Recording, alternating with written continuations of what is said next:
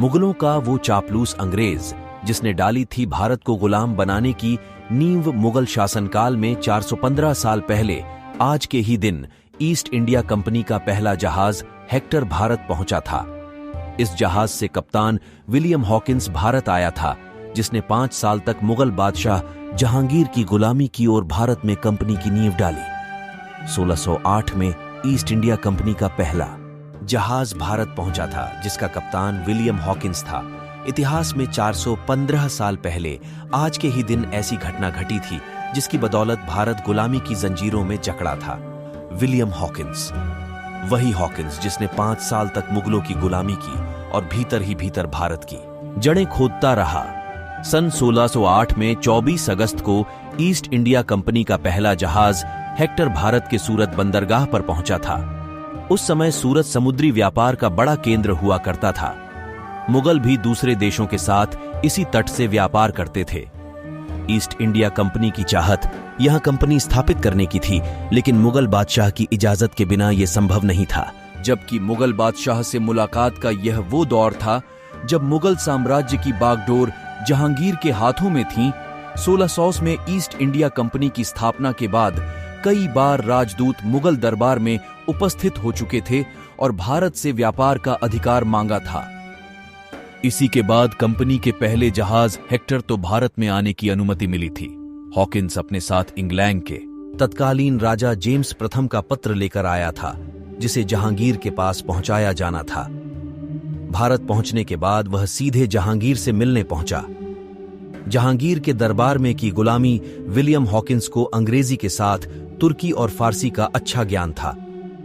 जब जहांगीर के साथ उसी मुलाकात हुई तो वह प्रभावित हुआ। मुगल भारत का इतिहास पुस्तक के मुताबिक जहांगीर ने उसे 400 सवारों का मनसबदार बना दिया था। मुगल शासन में हॉकिंस के कामकाज से जहांगीर इतना खुश था कि उसने हॉकिंस को खान की उपाधि दी थी और अपने दरबार की ही एक आर्मेनियाई ईसाई लड़की से उसकी शादी करा दी थी। मुगलों की गुलामी करते हुए रचता रहा। साजिश हॉकिंस ने लगातार 5 साल तक मुगल बादशाह जहांगीर की गुलामी की, लेकिन अंदर ही अंदर वह साजिश रचता रहा और ईस्ट इंडिया कंपनी की पहली फैक्ट्री स्थापित करने की अनुमति ले ली। इसी के बाद 11 जनवरी 1913 को ईस्ट इंडिया कंपनी ने सूरत में ही अपना पहला कारखाना खोला था, जिसने आगे चलकर भारत को गुलाम बनाया। कंपनी का कारखाना खुल जाने के बाद हॉकिंस वापस इंग्लैंड लौट गया था। रजाई गद्दे बनाने वाली सूरत में जो ईस्ट इंडिया कंपनी का पहला कारखाना खोला गया था, उसमें रजाई गद्दे बनाए जाते थे। मुगल बादशाह जहांगीर ने इस कारखाने की अनुमति दी थी। हालांकि कंपनी के ऊपर मुगलों की ओर से कुछ नियम और शर्तें भी लगाई गई थीं। भारत में ऐसे दाखिल हुई ब्रिटिश फौज ईस्ट इंडिया कंपनी के पहले जहाज हेक्टर ने जब भारत में कदम रखे, उससे पहले पुर्तगाली और डच भारत आ चुके थे।